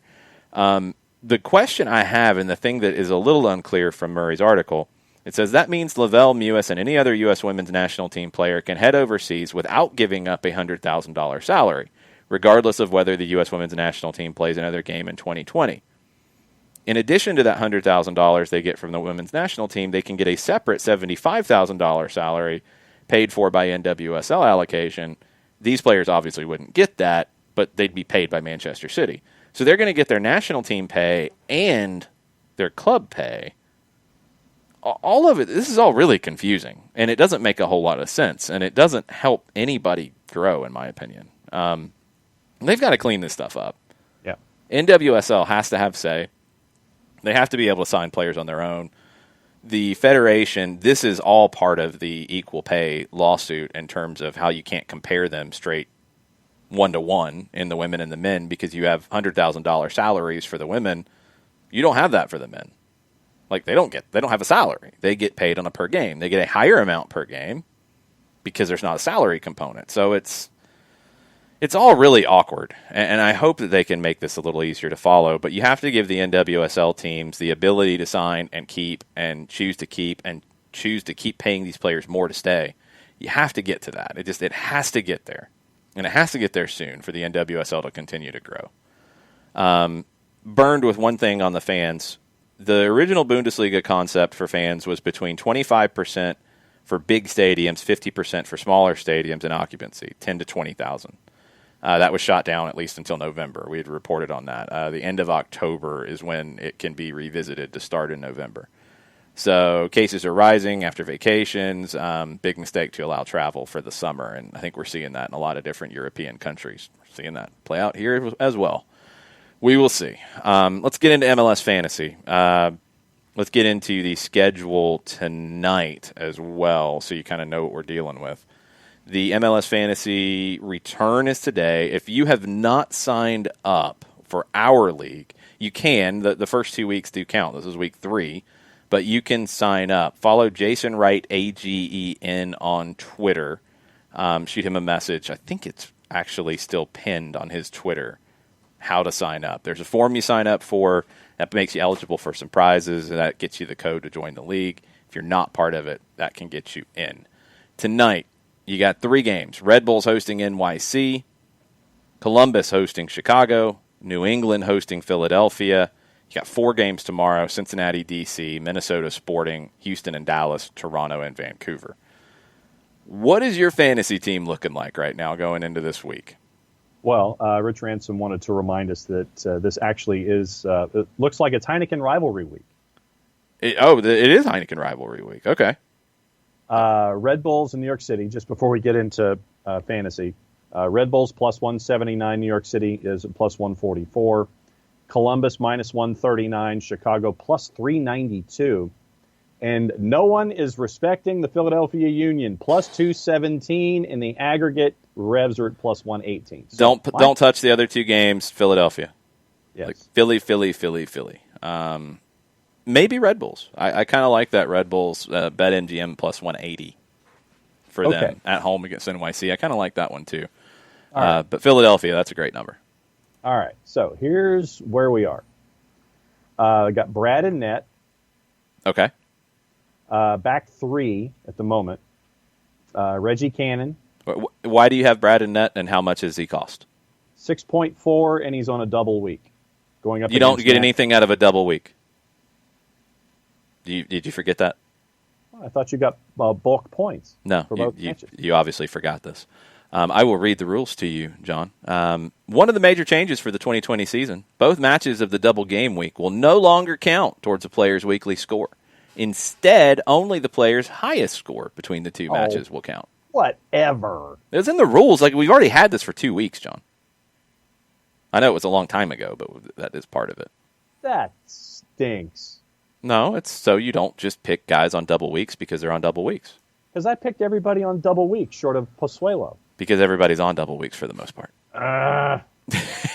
Kepsey was right there with you. Kepsey didn't know that either. Yep, you only get the best of the two. Boo. But everybody's on double weeks, so it's not really much of what you're changing. Ricky's with you with Guzan in his team. I went with Gailese for mine. He's a little more expensive, but I think we're both thinking the same thing. Nashville's not going to score a ton of goals, so you like to have a goalkeeper in there. Yeah. Going against Nashville. Okay, yeah. Back three. Or you have back three, or do you have something else? Back three at the moment. I have a back three as well. What do you have? Reggie Cannon, Antonio Carlos, and João Moutinho. Okay, we went completely different. Ricky's got Cannon. Ricky's got Hollingshead and Miles Robinson. I've got Franco Escobar because I think he's going to play as a right back and get forward. Yeah. I've got Aaron Herrera, who's been one of the better defenders so far with RSL. They play Colorado, and I don't have a lot of excitement about Colorado after what they did in the MLS's back tournament. And I've got Robin Janssen because, again, I think Orlando's going to do well defensively against Nashville. Okay. Right now, my middle five. Oh, you go middle five. Okay, I go middle four. Yeah. It is Valeri. Okay. Nani. Yep, I've got Nani. Pozuelo. Yep, I've got Pozuelo. Zelarayan. He is right now not in my four, but yes, he is in my mix. And our favorite Bond villain, Damir Krylot, going up against Colorado. Yeah, if he plays up top, that might end up being a nice little pickup for you. Ricky's got Valeri, Nani, Barco, Zelarayan as his four starting. I've got Pozuelo, Nani, Pitti, and Sebastian Blanco, who has been a beast in the MLS's back tournament. I am rolling with Blanco, taking a chance on him. It's a pretty good number for him as well. And I think Pitti is going to come in and play really well in this. I do. Ricky is also saying there is no reason to have more than a back three in fantasy, honestly. And I totally, utterly agree with that. Yep. And then my two up top are Rossi and Vela. I have Rossi. I do not have Vela. I have Rossi, and I have three up top, and I have Abobasi, and I have Zardes. Ricky has Rossi. He has Vela. He has Alan Pulido. Okay. And my bench is Joe Willis. Bench doesn't. I know, but once again, this is just to squeeze numbers in for salary cap purposes. My bench ended up being Joe Willis, Jacob Glesnes, Mark McKenzie, and Ayo Akinola. My bench, I picked up Bobby Shuttleworth because he's going to be the goalkeeper for Chicago, and he's on $4.5 million because Kenneth Kronholm is injured, so Shuttleworth will get minutes. So I picked him up on a cheap number. I've got Metanair for Minnesota because I've been a fan of his. He gets forward really well. He's on a 4.9 number that's low, so maybe that ends up being a good one later on.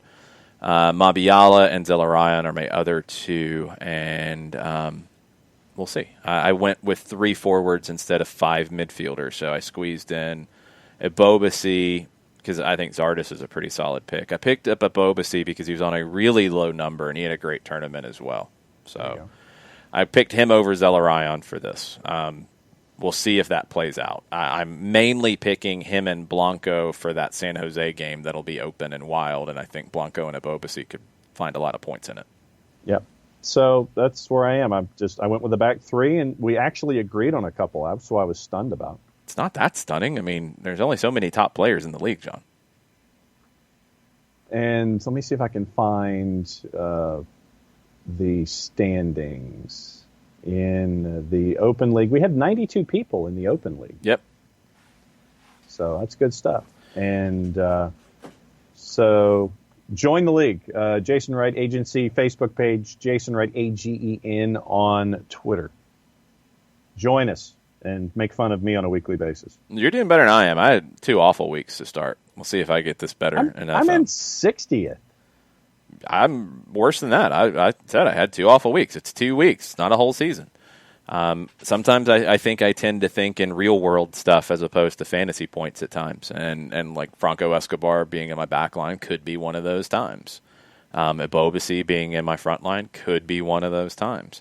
Maybe I'm a genius this time around. Who knows? We'll find out. But yeah, that's the hardest thing for me is I'm always thinking like, okay, this is going to be, I'm thinking like real soccer and putting a team together in terms of like Escobar could have a really good couple of games here but he might not score a bunch of fantasy points.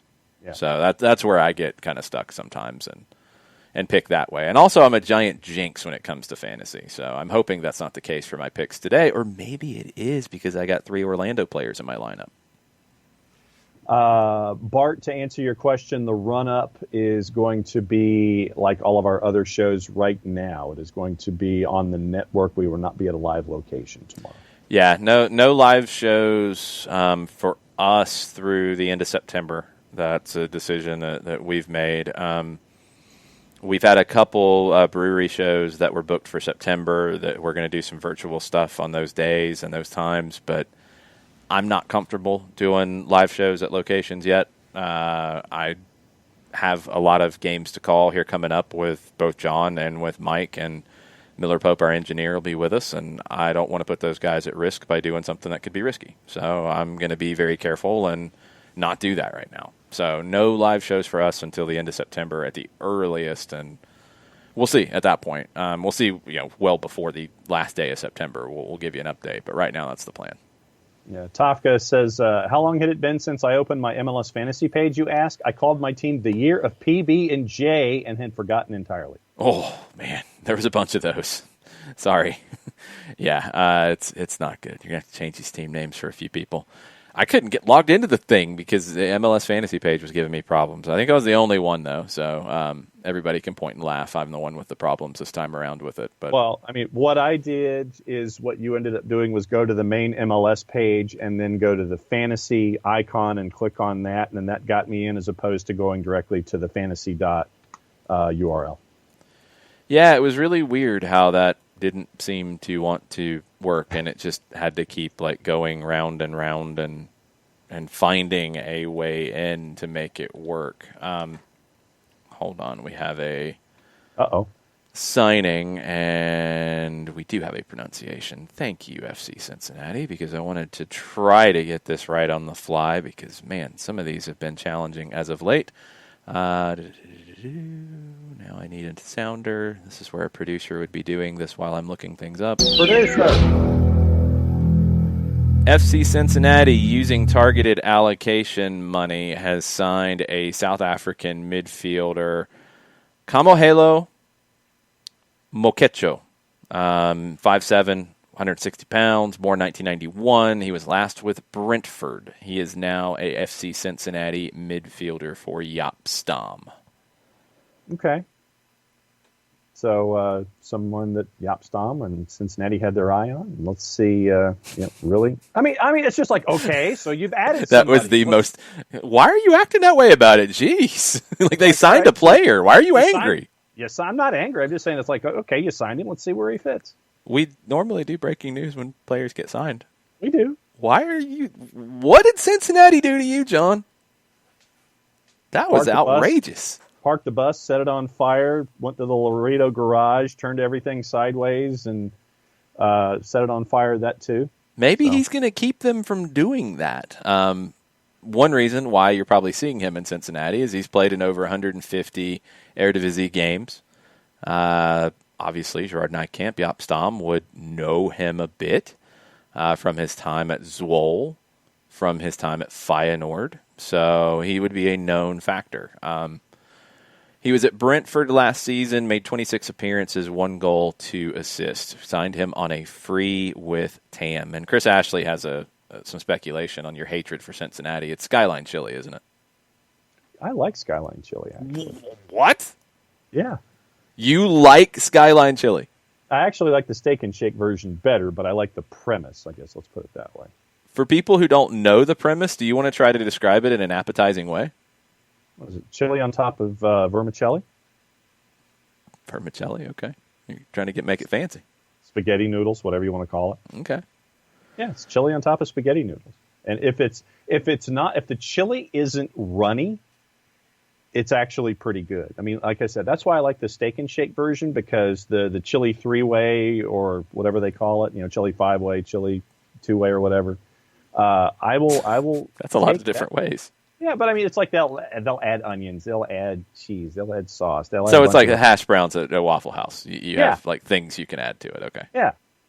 But so, I mean, for me, usually I'll get the chili three-way, and that to me is like Skyline chili, except it's at Steak and Shake. So you don't like Skyline chili more than Steak and Shake, but you like the concept of Skyline chili. You just don't think their execution is that good.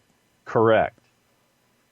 I like the execution because it literally there'll be times when the chili will be entirely too runny with the sauce, and you're fishing for the noodles and the chili at the same time. You don't know if you need a fork or a spoon, and you might need both to do the old rotating job with the noodles to make sure that you get everything. It's too much work if the sauce isn't right with the chili. It's just too much work. That's why Steak and Shake for me is the way to go.